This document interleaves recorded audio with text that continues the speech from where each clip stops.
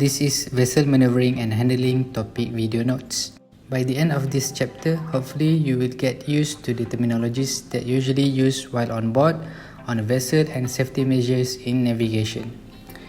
There will be 7 subchapters from familiarization of vessel landing sites, maneuvering and precautionary action in distress or emergency. This chapter will end with a special additional understanding of transshipment to relate the skill we learn for onboard into the marine world.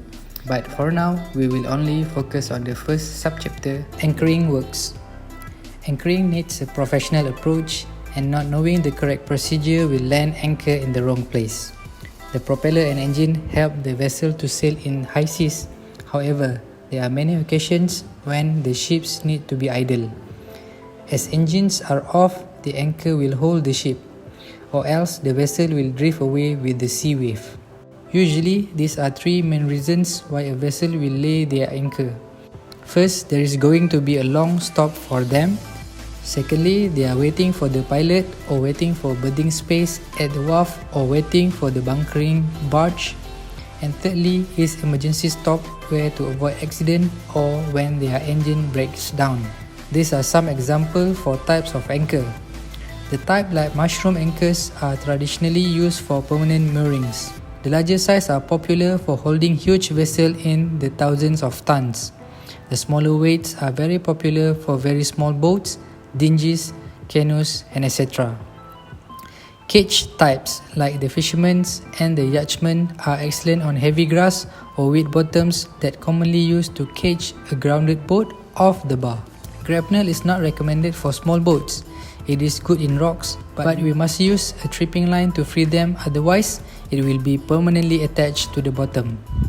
Then, the Nordale, which is excellent for stowage. It is made from stainless steel. Nordale is foldable and about similar to the grapnel in appearance. Here we got plow or CQR or secure, Danforth, and Navy stockless. The plow type is excellent on wide range of bottom conditions, while the Navy stockless is usually used on big ships. They must weigh far too much before their holding power becomes efficient. Stockless consists of shank, that is the stem of the anchor. As the ship moves back, the flukes take its position and embed itself into the seabed. When an anchor is dropped, the crown of the anchor will be the first to hit the sea bottom. It is pivoted to the shank so it can move to either side of the shank. It does not matter from what height the anchor is dropped. The crown will always hit the bottom first. The flukes will only dig into the seabed once the ship moves and they are facing downwards into the sea bottom. Opposite will happen when we pick up the anchor. When the chain is all picked up, the flukes face upwards and get uprooted from the bottom. Many of us believe the anchor is the only thing that holds the vessel. However, it is the anchor chain along with the anchor hold the ship. Ship should follow the head of current. The wake of long spread chain, or known as the catenary, and flukes embedded into the bottom are really creating the holding power. There are few things to be considered in selecting the anchoring position, such as wind and wave. Wind can bend around an island or headland to some extent in your anchorage that may even exceed the unprotected wind strength. The quality of the bottom holding. Is it firm? Will your vessel drag if the wind increases?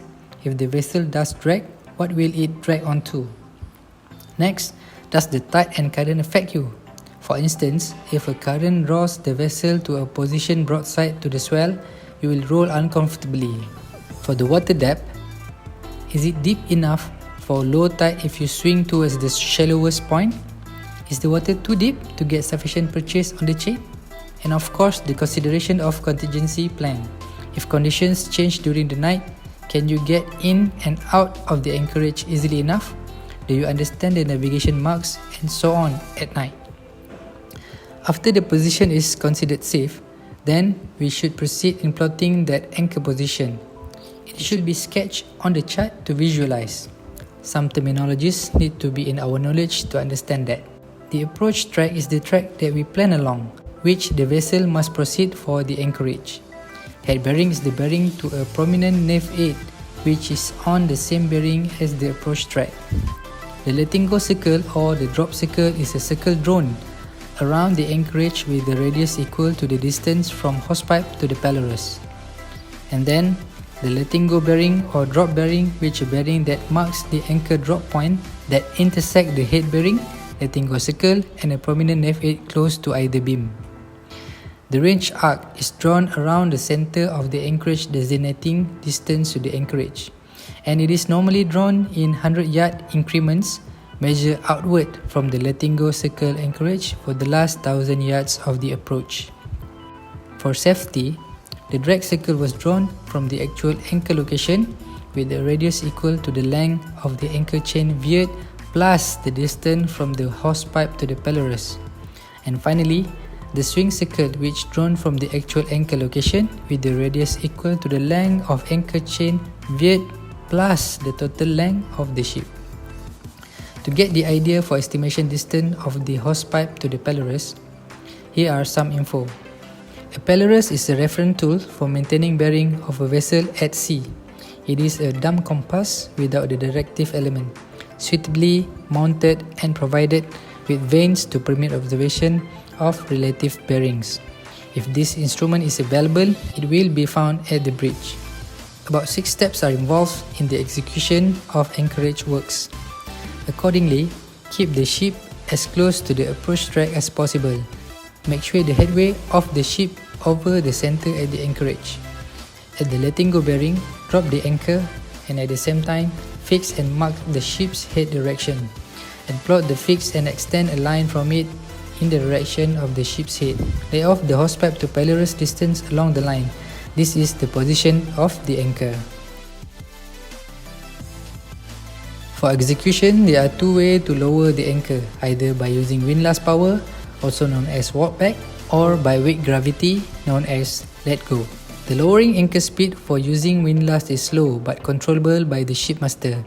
However, for let go method, the momentum of vessel should be well adjusted to make sure the chain is subsequently laid to extend backwards for effective holding. The post-anchoring procedure is to make sure that the vessel is always anchored in a good position without threat to it or another vessel. From time to time, we should recompute the anchor position. If it drags or away from the origin, then set another fix by record the vessel's head and lay off the hosepipe to pylorus distance plus the length of the chain. Veer out sufficient anchor chain and select the navigation aids to use to fix the ship's position while at anchor. Set the anchor watch and finally confirm there are no obstructions within the swing circle. This is an example of anchor watch checklist. The estimation of chain length to be laid extended out are varied and should be considering the period of anchoring and other variables too. The minimum length found for a vessel to be safe at anchor is about 4 times length of water depth plus the tide variation. Here is some example for chain length calculation in anchorage. Some practices for anchoring take the chain length from 5 up to 8 or even to 10 times of the water depths. That's all for now. Until next time. Thank you.